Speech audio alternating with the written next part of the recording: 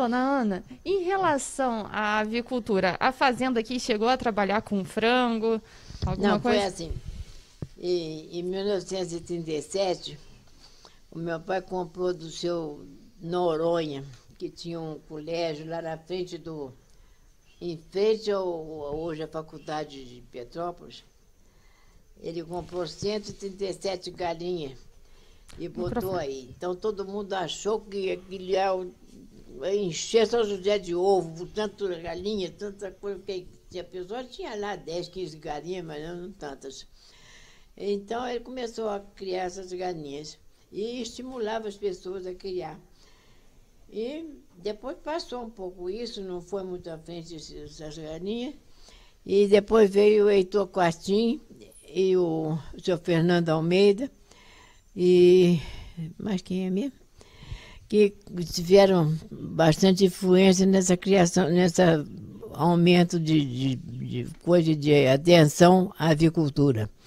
E São José ficou sendo o maior centro avícola da América Latina durante um tempo que produziu muitos frangos e produzia pintos também, e galinha, e muito ovo, muita coisa. E Eugênio, toda vez que ia no chamado atender doente, ele ia lá e falava sobre avicultura, falava e tal, as pessoas se estimularam e houve então um aumento da produção. Aqui em São José chegou-se ao maior centro de avicultura da América Latina durante um tempo.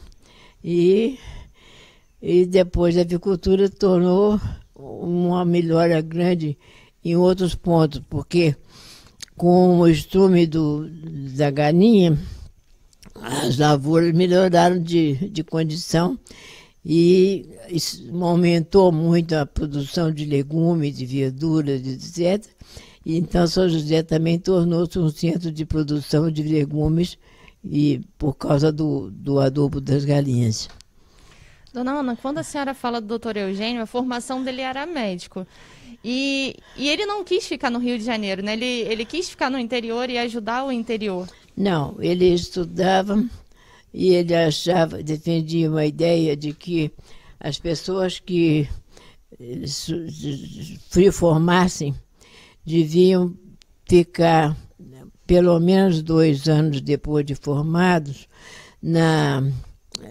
numa cidade, um município da onde tivesse nascido, porque aí levaria alguma coisa de mais evoluído para cada um dos lugares. E nem todos fizeram isso.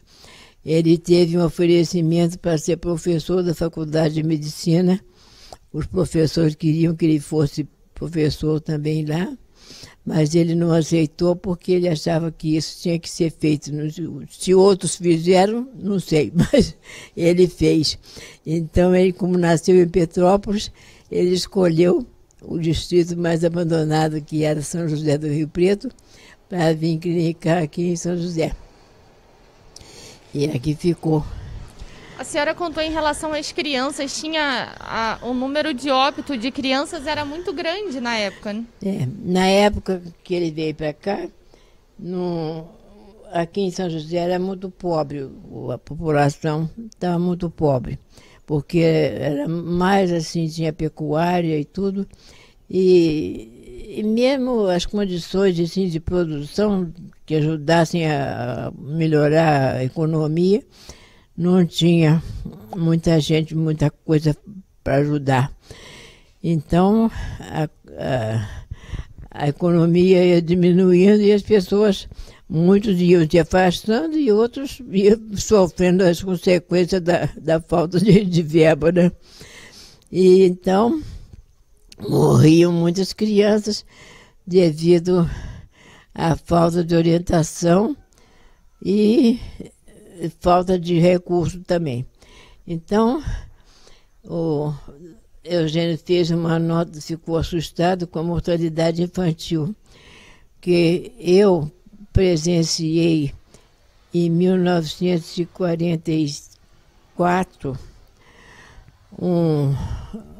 12 enterros de criança.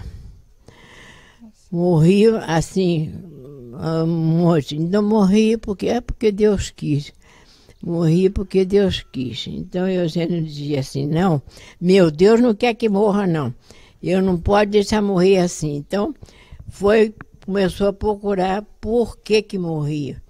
Então ele percebeu que as crianças morriam porque, em vez de na cidade que morriam as crianças na primeira infância, logo nos primeiros dias de vida, porque nasciam com alguma deficiência, aqui não era assim. As crianças morriam depois de 8 meses, 1 ano, 2 anos, por aí assim. Então ele percebeu que era uma falta de alimentação, uma coisa que não era bem feita nesse tempo. E foi descobrir que era a partir de 8 meses que morriam normalmente. Então era a época do desmame, porque às vezes as mães já estavam grávidas de outro filho e aquele já não tinha mais leite para mamar. Então não tinha outro leite e eu mesma vi muitas pessoas dando leite, em vez de leite, dava marzena com água para fazer a mamadeira das crianças. E assim elas ficavam mais enfraquecidas e qualquer doença morria. E também tinha os diversos curandeiros que davam consulta de graça. Então as pessoas, não tendo dinheiro, procuravam o curandeiro.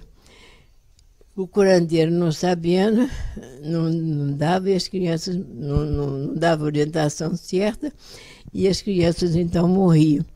Então Eugênio nunca cobrou consulta, sempre trabalhou. Se alguém quisesse pagar, pagava, mas se não quisesse pagar, não pagava. Podia consultar quantas vezes quisesse que não pagava. Então, com isso, as pessoas se acostumaram a procurar um médico e foi melhorando a situação da mortalidade, até que chegou de 300 por mil que morriam antes, chegou a 20 por mil quando ele deixou de clinicar. Então, ele fazia palestras e fundou um posto de puericultura que atendia crianças de 0 a 5 anos. Então, explicava direitinho, toda vez que ia consultar, ia dar consulta lá no posto, dava consulta de graça toda quinta-feira. E chegava lá, ele explicava, fazia de acordo com a época do ano, se era verão, se era inverno, como era aqui que devia tomar providência para não deixar a criança adoecer nem nada. Então ele ia explicando. Todas as vezes, todas as consultas, ele dava uma palestra de manhã e outra de tarde para poder atender a todos os tipos, todas as pessoas que procuravam lá. E com isso, quando ele deixou de clinicar, aí morriam 20 crianças em cada 1000. Nossa. Dona Ana, para a gente se localizar, esse posto era onde? Esse posto era onde? Esse posto foi porque ele se propôs a fazer um hospital, porque uma vez ele foi atender um parto distante e era a época da guerra. Na guerra não tinha gasolina para ninguém, era racionada a gasolina. Então tinha que ser a cavalo, a pé, qualquer coisa que não fosse gasolina. E ele então foi atender com o máximo de pressa que pôde. Chegou lá e encontrou a mãe morta por uma hemorragia muito forte. A criança que nasceu morreu sufocada com essa hemorragia e 8 crianças chorando em volta. Então ele chegou em São José e contou para a dona Bilou, que era professora e era esposa de um cliente dele, seu Garrido, e contou que ele tinha ficado muito emocionado com isso, que não tinha jeito, que ele achava que tinha que ter um hospital, porque essa pessoa morreu que não era para morrer. Mas aconteceu, já tinha morrido, não tinha jeito. Mas a dona Bilô ficou quieta, não disse nada. E passados uns dias, a dona Bilô falou assim, o senhor me promete uma coisa? Ele foi dizer assim, se a senhora, eu sei que se a senhora for pedir uma coisa que a senhora queira, é uma coisa sensata, eu prometo. Então, quando o hospital que o senhor vai fundar, que o senhor tanto deseja fundar, o senhor põe o nome de Santa Terezinha. Então, a hora que ele fundou o hospital, botou o nome de Santa Terezinha. E o Adilson quis trocar o nome, quando ele morreu, quis botar o nome dele e tirar o nome de Santa Terezinha. E veio falar comigo. E eu falei com ele que não achava que estava justo, porque tinha sido uma coisa que ele tinha prometido isso e que eu queria que continuasse. Apesar de achar que devia botar, que ele botou toda a alma dele, todo o esforço, tudo quanto é boa vontade, para construir o hospital, para conseguir ter o hospital. E fundou o hospital e conseguiu fazer funcionar o hospital, salvando muitas vidas. Então, eu acho que alguma coisa podia botar o nome dele. Com certeza, com certeza. Em breve, se Deus quiser, vamos ter muitas coisas com o nome do Dr. Eugênio, porque realmente merece. Não, no hospital, ele trabalhou muito. O hospital, aquele terreno, o terreno foi doado ou o terreno já era da prefeitura? Não, aquele terreno ali era do departamento de café. E o departamento de café construiu uma usina aí de beneficiamento de café e melhora das condições do café. Mas quando acabou de construir, aqui já não produzia quase café que justificasse aquela usina toda que eles tinham. Então, ficou fechado durante muitos anos. E ele, quando veio a primeira vez aqui em São José para conhecer assim, o lugar e tudo, ele gostou daquele lugar para fazer o hospital. Mas era do departamento de café, não podia mexer. Depois de muito tempo, ele conseguiu, do doutor Ovídio de Abreu, que era presidente do departamento de café, e a licença de fazer adaptações numa parte da dependência do departamento de café. Então, ele fez essa melhora. Há muito custo de muito pedir dinheiro, de fazer barraca, de fazer festa, de fazer coisas para chegar a ter um dinheirinho para isso. E conseguiu formar um hospital que não funcionou durante muito tempo, durante 12 anos. Não funcionou porque não tinha verba para tocar o hospital. Então, um dia, ele fundou o posto de puericultura Miguel Couto, que é onde ele atendia crianças e gestantes durante 12 anos, e enquanto o hospital estava fechado. Depois veio o prefeito um dia, o Paulo Gratacós, veio aqui em São José visitando as obras daqui, viu que tinha um hospital. E ele foi lá visitar e viu que tinha camas e coisa arrumada, como se fosse funcionar, mas não funcionava. Por que não funciona? Ele disse, porque não tem verba.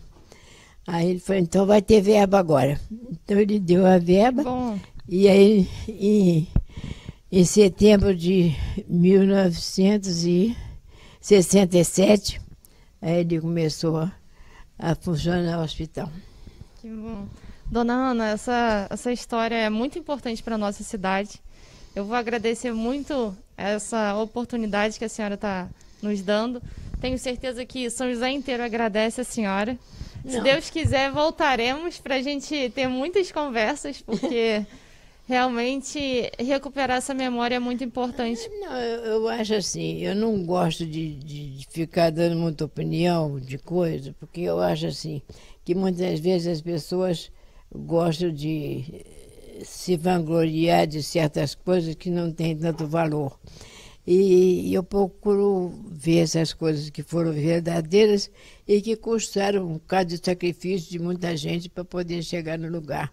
Então, eu quero que vocês sintam que isso foi uma coisa vivida e que tudo isso teve participação de muitas pessoas que se interessaram por isso e que, se hoje o hospital está funcionando, foi graças a essa iniciativa e essa boa vontade das pessoas. Dona Ana, qual o recado que a senhora deixa para a gente fechar? O recado para essa moçada nova da nossa cidade, a juventude, qual o recado que a senhora pode deixar para a gente que não é todo dia que a gente encontra uma pessoa com 29 anos? Olha, gente, eu acho assim, que a gente deve deixar uma ideia de que todos se interessem pelo bem do lugar e não pelo bem de cada um só. Eu quero pelo bem da comunidade, porque se a comunidade toda se interessar pelo bem do lugar, nós vamos ter um lugar privilegiado e muito feliz para todos que vivem nele. Sim. Dona Ana, muito obrigada, viu? Que Deus abençoe muito a senhora, muita saúde, muitos anos de vida, muita paz e muito sucesso. Obrigada. Então, vamos continuar aqui conhecendo esse espaço tão bonito que tem tanta história, que é a Fazenda do Belém.